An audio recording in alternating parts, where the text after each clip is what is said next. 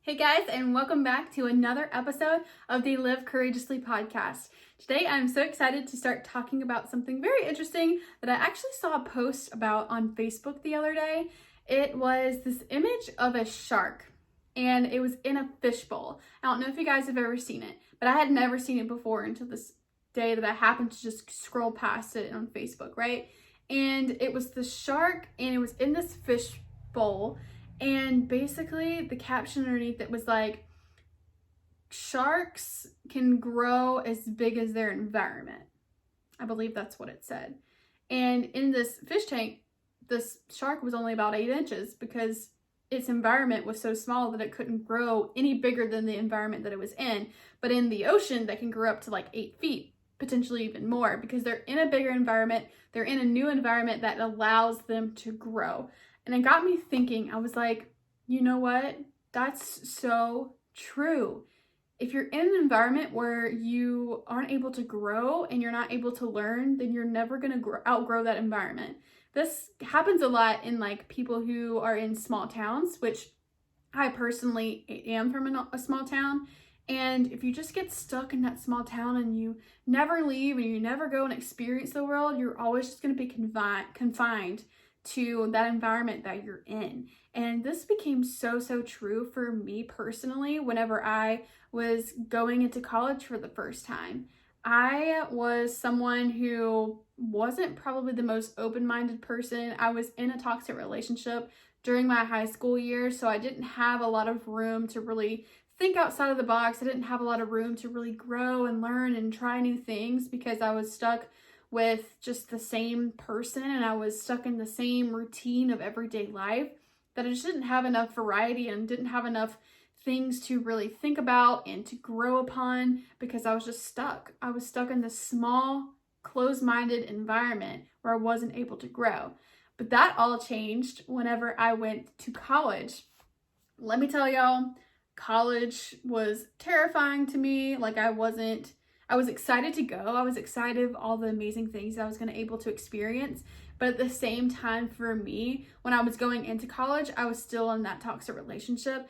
And I was so dependent on him for happiness that I just wasn't, ready to really fly yet. Even though I was ready to fly, but I wasn't ready to fly at the same time.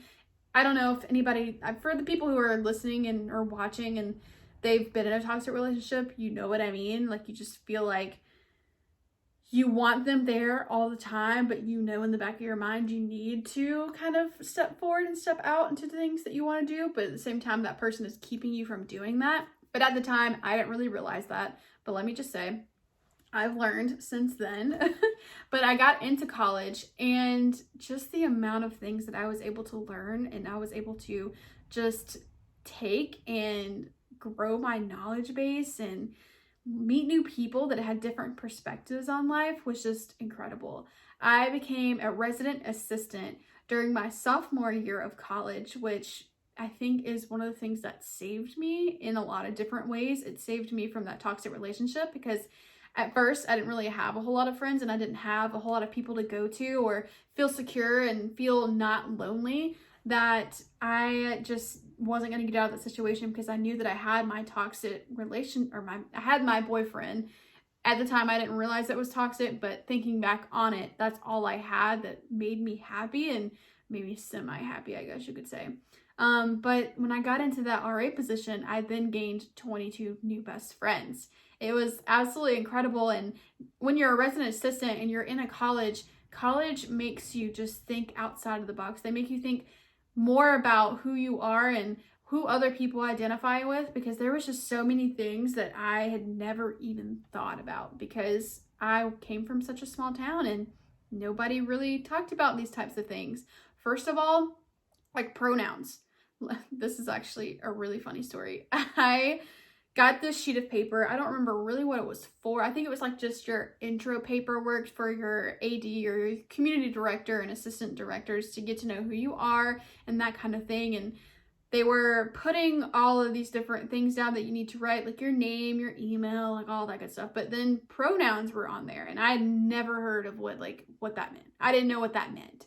I was just like, she, her, him, they, them, him, he. I was looking at this piece of paper, I was like, what the heck? Like, I thought that it was like, I don't know what I thought it was, to be honest, because I ended up circling they, them, and my thinking at the time was like, they, them, like I think about they, them, like I'm more about like other people, and like, I enjoyed being around other people and helping other people, and not really like myself. Like, I was just more of a person who was always lending a helping hand to other people. And that's what I thought it was. So I was like, they, them. Like, I circled they, them. And I identify as she, her. And I put they, them because I didn't know what it was. Anyway, basically what I'm saying is I learned a whole great deal of things when I was in college, because that was just something no one ever talked about from my small town. So funny story there. I learned what pronouns actually were and what they were for in college, even though I didn't do it right the first time, but I've learned. But anyways, the whole purpose of that was to say that there's just so many people there that were open-minded and had so many different things that they talked about, like gender, and they talked about race, and they talked about cultures and religion, and just all these different things that I never would have really even thought about, because I was just in this bubble and I didn't have those opportunities to really have those conversations, because no one was having those conversations back where I was at. And it's so refreshing to not only get to be in a space where you can openly talk about the things that you want to talk about, but also get to hear other people's stories and just grow from all of that. And being in an environment like I was back at home, where everyone had the same line of thinking, and me like playing into that and believing those things, and then moving into a new environment where people are more open-minded and they have more perspective on life and what's going on in the world, it just allowed me to grow so much as a human being, to just start thinking about others in different ways, and start, accepting people for who they are, and, whatever it is that they have going on in their life, which I did before, but I have a new outlook and new perspective on it that I didn't have had I not gone to college. I don't know what the heck I'd be doing, or what the heck I'd be thinking right now if I was still back, before high school, in high school, and I'd like stayed in that lane like the rest of my life. Thank God that I did not, because I'm good. I don't want that to be who I am today. But basically what I'm saying is, being able to move into that new environment is really what helped me just exceed and excel at life. I was able to get out of a toxic relationship. I was able to have more intentional conversations with people who were different from me. I was able to connect with people from all different walks of life, all different age levels, all different groups of people, all of different people who identified as this, that, and the other. And it was just so great. It felt refreshing to be in an environment that felt safe and felt welcoming for everyone. You know what I mean? And just being in that environment and being able to learn and grow is something that I want for everyone. And I just hope that when you think about where you're at in life and the things that you're doing right now, if the people that you are around are not supporting you, or the people that you are around are not, helping you get there into your new future, then you need to get out of that place. If your environment is not a place where you can grow, like let's say you wanted to do, I don't know, whatever it is, then your town didn't offer that particular career path, or that college didn't offer that career path. Well, change your environment, go somewhere new where it does offer it, and not only are you going to get the education that you're wanting, but you're going to learn and grow and just meet all these new people that you're just going to want to move on in life with, and you're not going to want to go back to that same old way of thinking. You're not going to go back to that old small town that has one way of thinking and nobody that says anything different is correct. You know what I mean?